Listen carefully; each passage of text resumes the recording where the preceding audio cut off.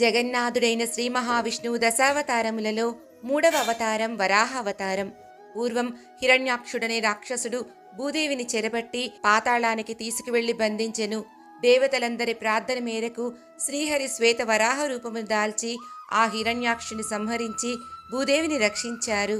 ఆపై రక్షిత భూదేవిని సంరక్షించుటకు స్వామి క్షేత్రపాలకుడయ్యారు.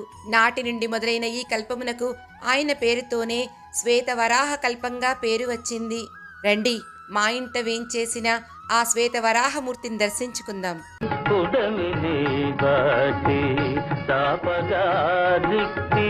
కడలిని దాగిన